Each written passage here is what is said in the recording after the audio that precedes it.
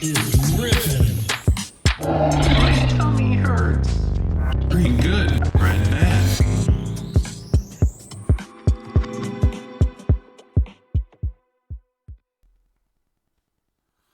Hey guys, what's going on? Good evening. Nick with Off the Chart Trading here. I'll be doing tonight's recap video for Thursday, the 2nd of December. Officially into the last month of the year. Time flies. I'm sure everyone says that and is aware of that. Anyway, figured I'd start with the ES for tonight. We actually had a pretty solid day. I was getting, I don't want to say worried. You never want to be worried as a trader, but concerned.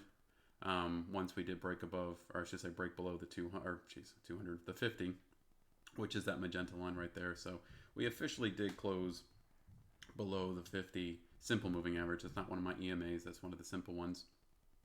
And normally I look for at least maybe a following day on the candle. So a good example is if we ended up, not even coming above, like we ended up staying down here and we weren't able to break above the 50 and close lower, then I would think that that's a little more serious for a potential downtrend. Now, one thing I talked about, because everyone's like, all right, the ES finished up, 70 points, whatever it was. So overall, a pretty decent day, getting pretty close to mirroring yesterday's action as far as the bodies of the candles.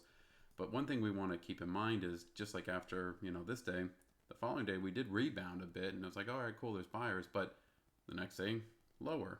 Closed basically right there. Then we have yesterday. And then we have today. So if you notice, you are almost like stairs, I call it, stair stepping lower. Which aka is a downtrend. So sometimes, as history can show us, it doesn't necessarily mean it lasts very long, because we did see similar action for about a week and a half, 2 weeks over here back in September, which we called actually thanks to the almanac and just seasonality and some other stuff. I remember bringing that up during our monthly webinar. It was the first Wednesday of the month in September, and I specifically said the week of the 20th that I was expecting some selling, mainly because of the almanac, and that is a historically bearish week. Once again, you can never pinpoint it, you never want to use one point of reference, but when you think something's going to happen relatively soon and you have some tools that will give you somewhat of a guide or an idea of where, it's good to sometimes have multiple points of reference. And if you have, 4 or 5 or 6 things saying overbought, this, extended, whatever word you want to use, and you're looking for a potential pullback, and you have something that says, the week of the 20th is pretty bad, well, that's exactly what happened. So we ended up kind of the same, concept. We had a little bit of rebound, then we went lower, and then rebound and so forth. So who knows? Because ultimately, if you just stayed long through this, almost, half the month of September, well, then boom, you went up to all-time highs. And that's the thing that happens a lot of times is people see this when you're living in the moment, and you see all that red, that it's tough to think that there is going to be a tomorrow and that potentially we go higher. But that has literally been the MO for the last year and a half, more than that. So anyway, my point is, we don't know. No one knows where this market's going. Like I said, yesterday was a fairly solid day. I'll show the profile because I think it shows it pretty well at the end of the video. But we don't want to get too ahead of ourselves when it comes to that, because if today, I say today's because this candles are technically, ES obviously is trading right now. If this opens up lower, or we take out, today's and yesterday's lows, and we start building out down here, that's a whole different, once again, kind of that stair-stepping lower pattern that we're talking about. And it's tough to trade sometimes when you have that type of price action. But anyway, I was going to say that one thing that has been pretty consistent, and this is a weekly chart over here on the left, we haven't had a close on a weekly, on a full week on the ES since over here. We had a close below the 21, and that was back in October of last year. So, depending on what side of the aisle you're on, you're either, well, then we're long overdue, which might be valid, or, it's been a strong uptrend, and the trend's your friend. Everyone's heard that, and there's been a little blips and bleeps throughout, but overall, from the bottom left of your screen to the top right, which is an uptrend.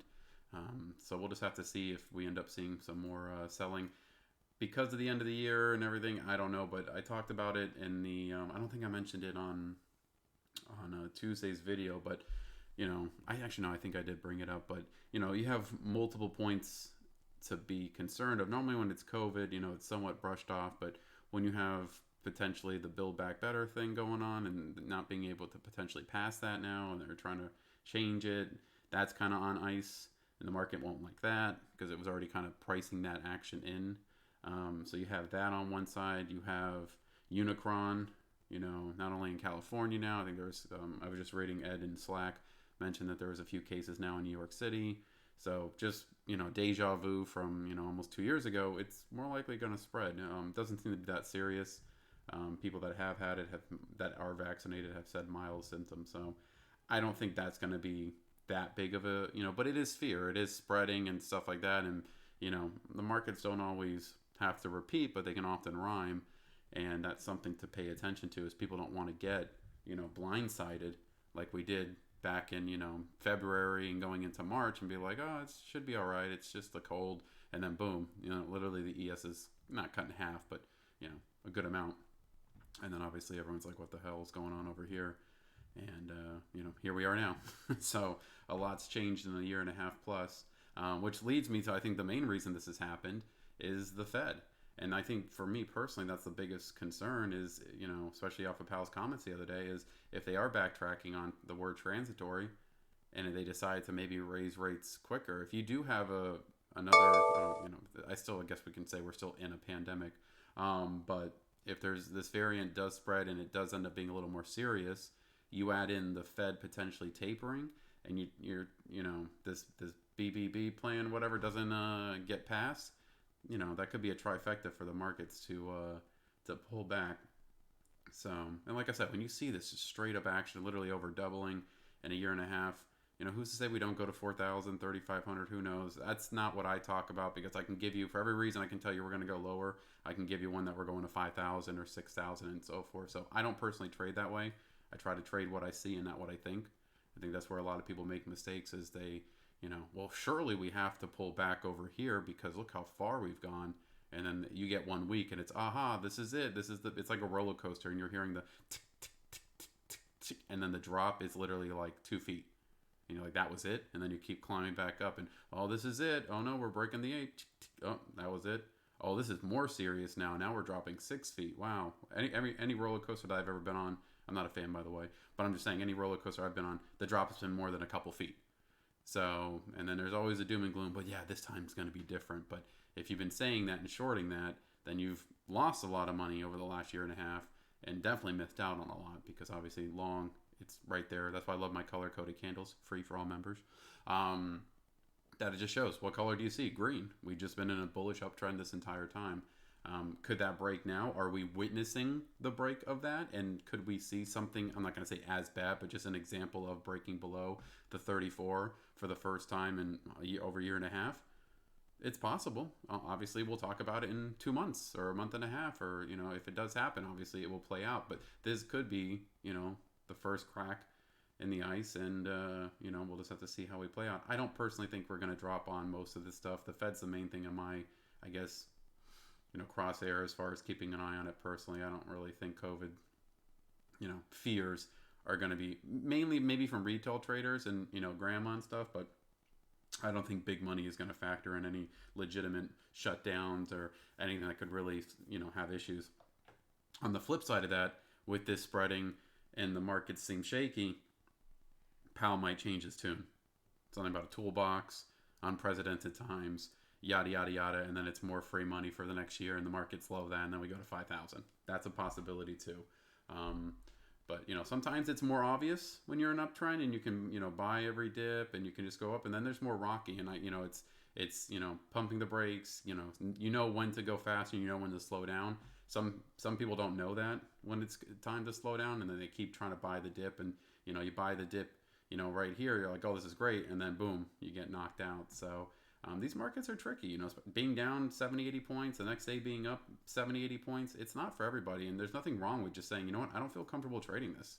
And I was talking about that in the room today. If you don't like the burst one way or the other, the plus, 1,000 ticks, negative 1,000 ticks, and so forth, then just don't trade it. Do what I've been doing. I'll scalp it. I took one trade today on the NQ. I think, funny enough, I made like 400, but like I mentioned last week, I trade on Infinity, and I accidentally right-clicked on the sell side. So it came up, it hit it, thinking that was my stop, but I actually went, like, I added a contract and the market started moving up a little bit. So I'm like, you got to be kidding me. So I just hit flatten out. So I went from being up, and the stop would have been about, making about 400, and actually ended up making 310.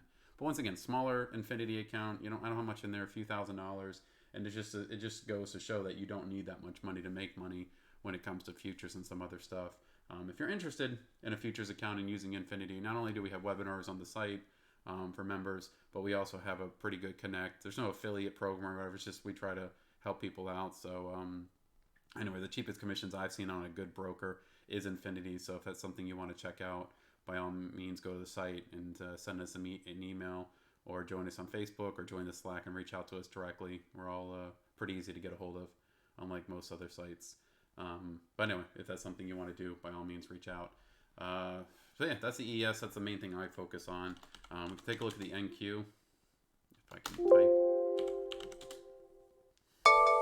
NQ in a squeeze. Setting up lower. I'm not loving that. We're below the 34 again here after hours. We're down about 50 points. We'll have to see. A lot can happen over the next 12 hours. But once again, yeah, decent day. Not as strong as something like the ES and some of these other things as far as overall price action. You can just tell them the candle size too. But that same kind of stair stepping, like it's rocky right now. We're still above the 8 because overall the NQ itself has been more bullish this whole ride up, tech in general. But I made a comment when we were hitting highs over here last week, is how far we are extended on the 8th. So whether they want to point it at COVID or something Biden said, or supply chain issues and that word unprecedented times again, whatever it is, normally the markets will come back, whether that's to the 21, the 8, whatever your quote unquote home base mean is. Some people say it's the 20. It's all, it's art when it comes to that. It's, I see an elephant. You see, a clown, whatever the case may be. But ultimately, what goes up must go down. And, sometimes what goes down still goes down, as I can show you some of the positions I have long term. Anyway, NQ, solid close above the 34, but here we are following through. Momentum is still lower. If that squeeze fires short, it might end up getting a little uglier. So maybe there is no Santa rally, but we'll see. Like I said, I don't like to get ready for the big drop and it doesn't happen. But on the other flip side, you always have to assume anything can happen in trading. Like I said, just assume. That's why shout out to Brandon, got me the, the Eye of Agamotto, whatever, the Doctor Strange necklace, because I mentioned I like to try to see all the different outcomes and stuff. So when things do happen, if we do get a massive red candle, it's not surprising. And if we get a massive green candle, that's not surprising. And if we chop for 3 months, that's not surprising. Anyway, I might have jinxed the entire market. You guys can blame me, but I did mention once that high compression squeeze fired on the Russell, I was aiming for Russell to hit all-time highs for like months, and the Russell just literally consolidated, traded sideways for months. And I said jokingly, but I guess I kind of jinxed the market, was that would be the final piece of the prophecy. And then once all 4 indexes had all new all-time highs, that's when we would actually see a correction. And looks like the prophecy was correct. I didn't read that in some Egyptian tablet. I made that up on the spot, I think during one of our monthly webinars. So yeah, I broke the markets. My apologies.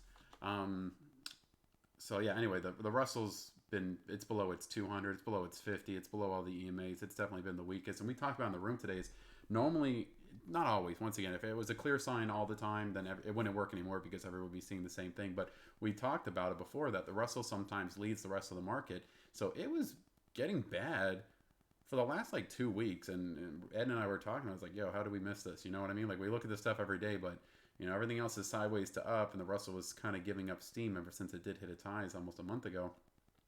And, here we are, it completely giving out with everything else. So this looks obviously the worst out of all of them, which isn't too surprising. Risk-on trades, I think of small caps and so forth when you think of the Russell. So normally money's going to leave that quicker than anything because it's, it's not like Apple that has, like 300 something billion in reserves that they can just deploy if they need to as far as a cash pile. So sometimes money will be going into safer places. We can take a look at the Dow real quick, which has also been hit pretty hard. I think so. I mean, the Russell's below its 200. This hit it. What was that? What's today? Today's Thursday, so that was Tuesday. And No, excuse me, that was Wednesday. This one candle, obviously doing these videos afterwards, it throws me off. So it was literally yesterday. What am I saying? Wednesday. It broke below its 200. Here it is closed above it. So it's kind of flirting with the 50. I mean, excuse me, with the 200. For the ES and some of these other ones, I normally focus on the 50. But for this, obviously, we're looking at the 200, which has been support for the most part. It did technically break, and I think that's the first time this year. Yeah, I mean, look at that. So granted, the price will eventually touch because if we're heading higher, so will the moving averages. But came close, and then this is the first time it's been breached in a while. So once again, not the end of the world, but just to be aware. And you can see once again the color coded candles, two yellows. It's the last. When's the last time we saw that? Back over here, on and off during the March lows, and going into the middle of 2020. So just once again, food for thought that we're not in the we're not out of the woods yet. We had a decent day today, but I would just be careful with everything. What was I going to say? One thing that was good for me today, like I said, I did get out of some of my other trades like Walmart, that wasn't working for me. Snap, that wasn't working for me. DraftKings, that wasn't working for me. And I'm glad I cut them because most of them have dropped another $4 or $5 since I got out. So I think I did that on, was it Friday or Monday? Maybe it was Monday. I think it was Monday that I started cutting that stuff, and I'm kind of glad. It's all hindsight, because obviously if it reverses and goes higher, you're dumb for getting out. And, if you didn't get out, it would expire worthless, or it would just keep bleeding. So it's almost like damned if you do, damned if you don't. But anyway, Disney had a solid day. I got in yesterday.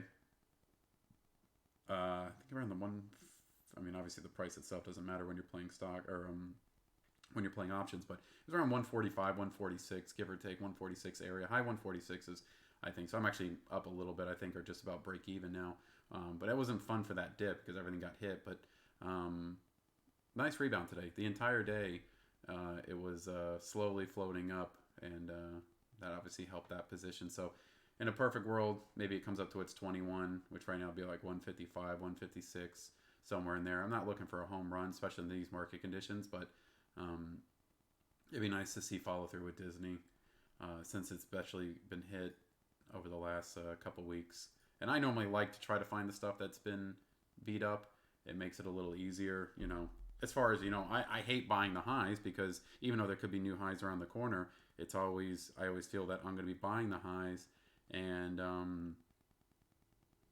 end up seeing a big pullback, and then I'm going to call myself a sucker for doing that when it was, it's obvious in hindsight, but at the time you're like, oh man, I'm missing out. So, but anyway, yeah, that Disney trade's working pretty well. I'm pretty light, to be honest, because I just wanted to kind of autopilot into the end of the year with only a few weeks left. Activision, I'm still in that one. Like I said, for the exact trades and stuff, members on Slack have access to that to see exactly what we're doing. Let me go into orders today just to see. And fun fact, I actually trade on my phone. I have this massive setup. I got 6 screens, and I end up trading on my phone. I execute all my orders. I keep up with my positions on my phone. I don't know if it's a millennial thing or what, but I rather just trade on my phone. I'm quicker with my hands when it comes to just boom, boom, rather than click here, click there, executing through the desktop. So I got a 6 monitor, 27 inches, Super Beast, i9, yada, yada, yada, which I use for charting and keeping up with the room intraday, but everything else I do on my phone. So anyway, I got my phone in my hand. I'm just looking at the orders from today just to see what I did.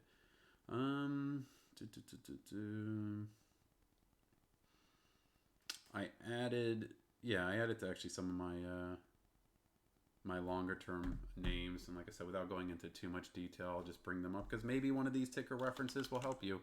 That's what it's about too, is even if you're not a member, if you're watching our videos every night, hopefully you get at least something from each video. So maybe it's a ticker you didn't know about, or, oh shoot, I haven't kept up with that stock in 3 months. I didn't know it was that low. And then you have a buying opportunity. So I added to my skills position. My average is not horrible, but it's not great, especially, and I always compare from where stocks have been, as like how do I compare my average from 46.30 to $7.97. When I think of it like that, I'm like, my average is not that bad, even though I'm down on it. But I think I have like 500 shares of skills now, and my average is about $12 or high 11s, if I'm not mistaken. So obviously I'm underwater, but with longer term ideas, I'm not really too worried about the price. And that's the beauty of these market conditions is I always say a win-win mentality. It goes up, I'm making money. It's trading sideways, cool, I'm not in a rush. It drops, awesome, I have the option to buy cheaper. So when you think of it like that, it's, the market can't hurt you anymore. Um, but anyway, it's been up and down. But this is a big Kathy Wood one, and then also the I don't know if it's just I don't know if it's I think it was the CEO and then maybe it was the CFO, but there's been a decent amount of insider buying, and it's not the usual like paint job where some of these there was insider buying. Oh, how much did they buy? $10,000 worth. What? They made that in a day. Why? Who cares? But some of them have been buying like millions of shares and stuff. So that does catch my attention. That obviously they're believing in their company, and maybe it is a PR stunt. I don't know. But at these prices, in mobile gaming and stuff like that, the thing about Skills is when I look at their site, I'm not a fan of their games. I don't really care about any of the stuff that they're playing. But then when I watched actually another YouTube video about it that broke it down. I realized that I wasn't the targeted demographic. It was mainly the people that were playing the games on there were females between the ages of 18 and like 38 or something, or 36. And they're more likely to, pay for lives or do this or do that. And ultimately, if it's a business model, I jokingly say, Ulta's been an amazing stock and we've traded that over the years. But it's not one I keep up with. I really don't care. I'm not a big makeup fan, but it still could be a great business and still make you a lot of money. So I like gaming. I like that whole, everyone has a cell phone and stuff like that. But the games, I'm like, oh, these are kind of whack. But their business model, they're making more per person and they're growing and stuff. So anyway, figured I'd share that one. Maybe I'm sure you guys have heard of Skills, but maybe you didn't know it was at $8. And if you got a longer term idea or buy calls, do leaps or something along those lines, at least that's something that could be brought to your attention. Take a look at Blade real quick. I really like this one. This one's come down. It was staying in like the 12, 13 range for a while. Got some price target increases. Once again, another Kathy Wood one. One that's actually done for the most part fairly well. My average is pretty close to this. I think I'm in the high 8s. It was nice when it was at, $12, $13, and it's been pretty elevated. No pun intended with what they do. For you guys that don't know, Blade, think of Blade as the Uber of the skies. It's part of my portfolio, if you will, of the eVTOLs, the ones like Archer and Lilium in them. I think you'll be able to book the flights through Blade and stuff. So anyway, I think it's a good plug and play name. Not to mention they're already doing helicopter, and stuff like that. So they already have a good business model, and I think they'll be even bigger in the near future. And by near, I mean like 4 to 6 years. Anyway, Blade's a good one, fairly inexpensive, not near its all-time lows, but when you look where it's been at $20 and it's at $8, that's a pretty good. Was that 60-something% discount? So I did add to that position today. Spire's another one that got hit pretty hard. It was doing really well, and then they did 2 offerings like back to back. I think it was like one day. I was like this day, and they're like, oh, okay, that's not too bad. And then they did another offering, and no one really liked that. And I guess most of the retail traders and anybody that's been keeping up with it just got out. I like Spire. It is a space play. I don't know if it's just me, a sci-fi nerd or whatever, or just thinking of where we're going to be in 5, 10, 15 years. But I like to focus on, I want to find stocks that everyone knows about. Or, oh man, if only I put, or those articles you see when you're scrolling on Facebook, CNBC, if you put $1,000 in Netflix 8 years ago. Well, that's me trying to find those types of names, and I have to find stuff that I think will be the future. So space, 3D printing, some of the DNA sequencing, those type plays and stuff I am invested in because I'm looking for the next 20, 30,000% mover and stuff like that. And I don't know which one it's going to be, but I always say don't try to touch all the water, but I am trying to collect as much of it as possible because I am in my longer term account. I'm in like 60, 70, maybe even 80 different things that are all similar to this mindset of finding stocks that are, getting 2 things. My favorite thing is that they're getting beat down. I mean, yesterday was like all-time lows at $4. So, my average in this is like $6. I think I started buying it when it was under 8. Once again, from where it was and where it's at. That's not always the best, judge because it could go lower, but that's just how I view some things. If I like the stock and I like the price, then I don't really care if it goes up or down in the in the short term, especially since most of these were either SPACs, startups, IPOs all in the last year or so. I'm giving it plenty of time. With a 5-year outlook, you can't really worry about what it does day to day. I added to DM, but I've talked about that one in previous videos. One thing I try to do today, and something that most people don't focus on, in videos like these are losses. And it sucks because I actually was doing well. Actually, probably be better to hang on. Charts, NVIDIA. What screen is that on this? I mean, I'm actually looking at my other screen real quick. I just want to see something. I was going to show something, and then I figured it'd be better on a smaller time frame. And instead of me changing the time frame, I figured I'll just change the screen. But give me a second. Let me do that. All right. I'm going to click over here, and I think it's 2. It is. Wow. Anyway, so NVIDIA today, I mean, it did finish up almost $7, so it had a pretty solid day. There was news from Benzinga about a call sweep, and I like the way it looked, and NVIDIA's been a winner. Speaking of that, when I'm talking about trying to find stuff, I had NVIDIA shares at $11 pre-split from almost probably about 10 years ago. So that's why I'm trying to do it now where I'm older and trying to find those stocks and actually hold them longer term. So when you say, you own Spire over here and it's at like $500-600 in 10 years, that's kind of what I'm trying to do with that and DM and, it could be skills, whatever. Not all of them are going to do something crazy like this, but you get the idea. Once again, future tech and trying to find the next big thing before anybody's really talking about it. Anyway, with Lucid, not Lucid, geez. I was just thinking with Lucid. That's kind of another one I like.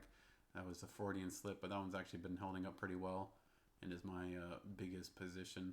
I'm a big fan of EV and the future of that. And once again, having Tesla at $22 a share and selling that at $40 8 years ago sure would be nice if I still had those Tesla shares. I wouldn't be doing these nightly videos. So anyway, I'm a big fan of Lucid. Shout out, hashtag, whatever. But with NVIDIA today, it was actually a pretty good trade. I think it was later in the day. It was somewhere over here.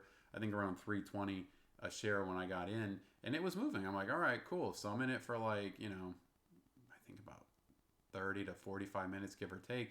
And it was heading pretty higher, and I was up, I think $400 or $500, and then I just started up down a little bit. Then it came back up, and I'm like, all right, cool. And then you see that, that flush, and it was pretty volatile, and that literally sums up how this market's going to be when the ES is up 80 points and then it's down 100. You're going to have volatility, and even though once again at the end of the day it finished up $7, when you're actually, it's one thing if you follow sports or whatever. Oh, what was the score of the Heat game or whatever? You pull out your phone. Oh, okay, cool. 101 to 86, they won.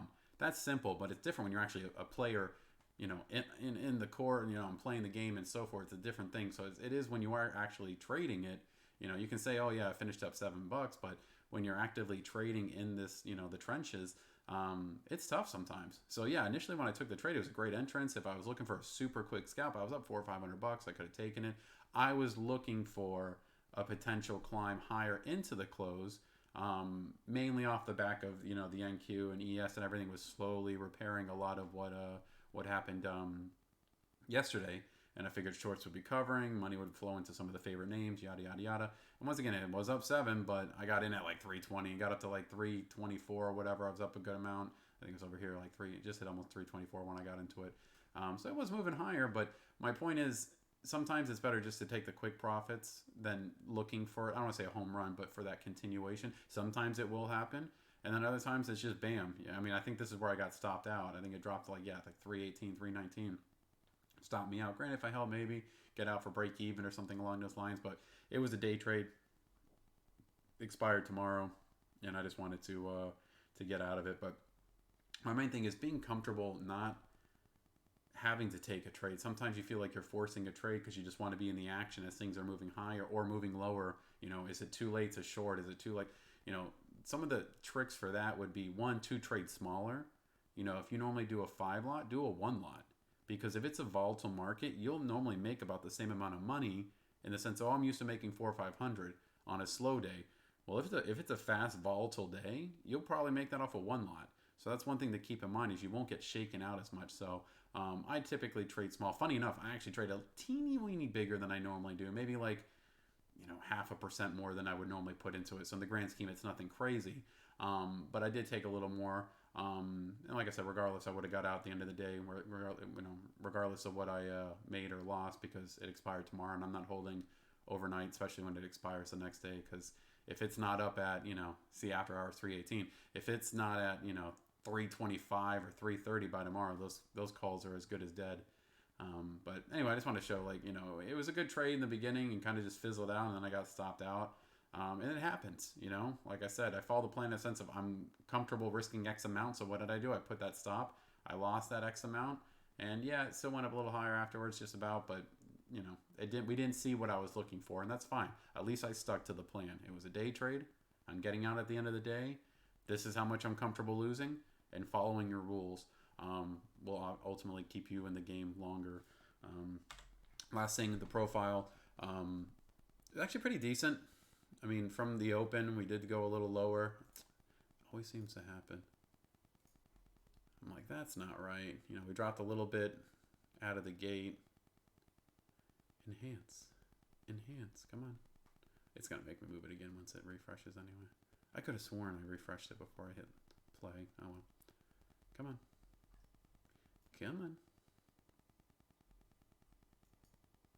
You can do it. Well, regardless, I was curious to see how many contracts are traded down here. I'm sure it wasn't that much. Anyway, the little green circle is where we opened, dropped a little bit, and then it was just off. Oh, there we go. Where are we? I'm lost. Is this it? No, it's not it. Where is it? Where did today go? Are you serious right now? You're gonna do that to me? This is pretty cool in the meantime. I was barely able to fit yesterday's profile on my screen. I've never seen that before. Granted, I've only been following this about a year, but I thought that was pretty crazy. Let me see. Why are you not loading? Let me actually just exit out and then put it back again. Sorry for the technical difficulties.